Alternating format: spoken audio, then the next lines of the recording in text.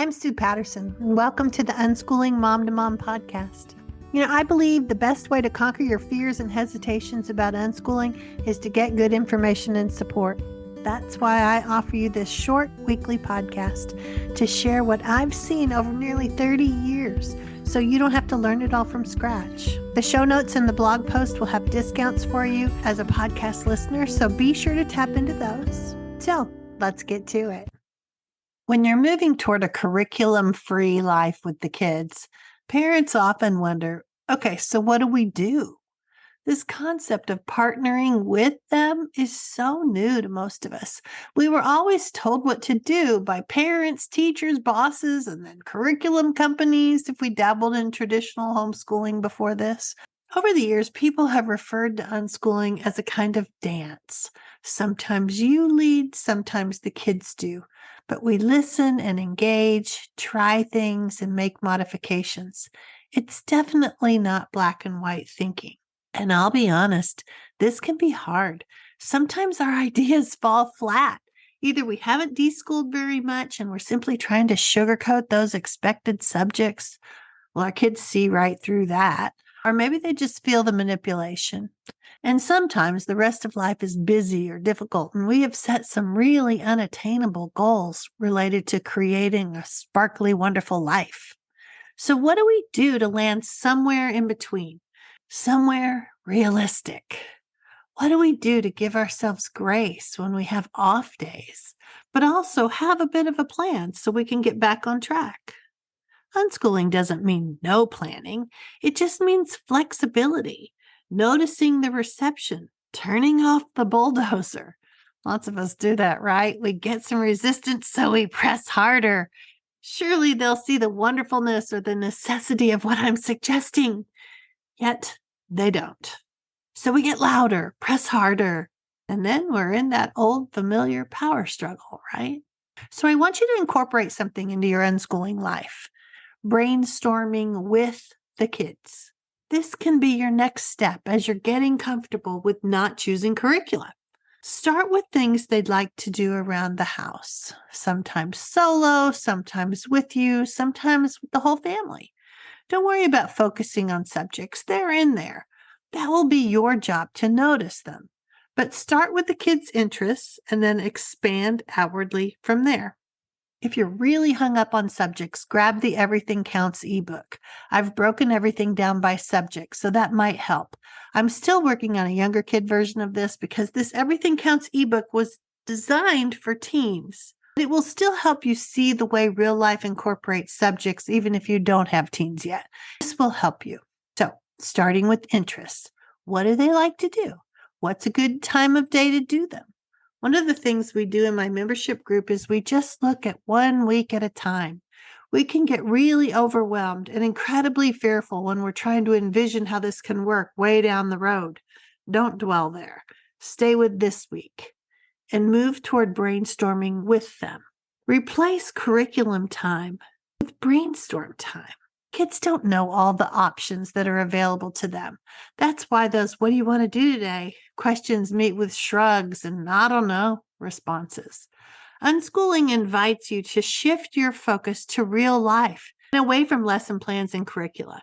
And if we're completely honest, sometimes we as the parents aren't sure what all is out there. And we've heard a lot about child-led or kid-driven, so it kind of lets us off the hook. Kids are supposed to tell us what they want to do, right? I'm going to do another podcast on how that concept of unschooling being child-led has caused many a well-intentioned parent to throw in the unschooling towel. Be sure to subscribe to the podcast and my Unschooling Updates email list to get notified when that comes out.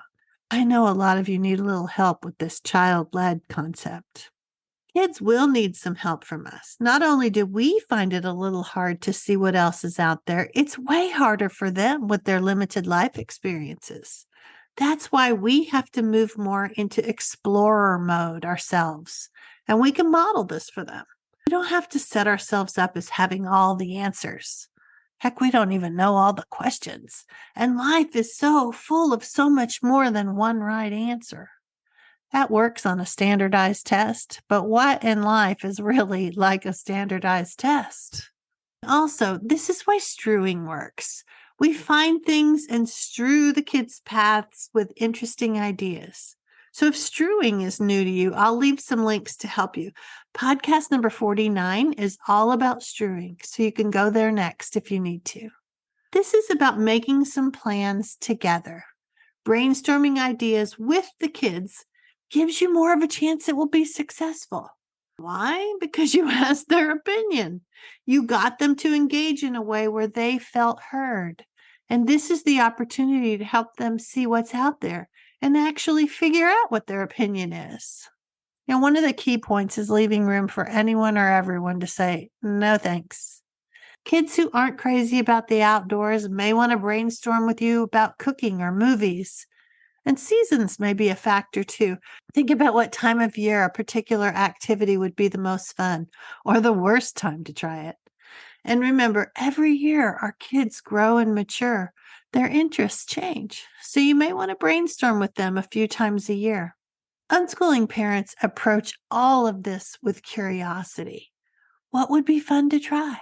What's a way the family can connect more? What resources do we need to find to make this work? You can also help them see that they don't have to love the idea of something to give it a try. Some kids are really hesitant because they think they'll get stuck there. Give them some options for how to end it early if they hate it. Or maybe you have to spend more time building trust back with them.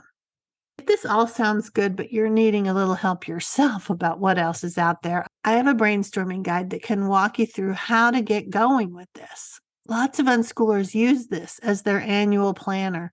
What kinds of things are we going to fill up our lives with at home or out in the community? It helps you to be more intentional about how you're going to spend time together. Some families have printed it out and the whole family started filling out the prompts over several sittings. All of this brainstorming will help you learn more about your kids and what they're leaning toward or away from. So this brainstorming guide will help scratch that itch if you're a planner and want to know what some next steps could be. All right, so that's my message this week. Brainstorming with the kids about things to try, trying out hobbies, seeing what's out there. This is what you do instead of focusing on subjects and curriculum. Make a plan, then implement it 1 week at a time. This will give you the chance to modify it as you go, based on the weather or other activities that are on the calendar or how everyone feels. All those are things that are real factors. And that's where I want us to stay, firmly basing our expectations on reality. I think this is a good plan to do that. I'm Sue Patterson, and you've been listening to the Unschooling Mom2Mom Podcast. You can follow Unschooling Mom2Mom on Instagram, Facebook, Pinterest, and even YouTube. If you haven't yet, go to Apple Podcasts, Spotify, or whatever your favorite listening platform is, and subscribe, rate, and review this podcast. Join me next week for another Unschooling Mom2Mom Pep Talk. Thank you for listening. Happy unschooling and enjoy your kids.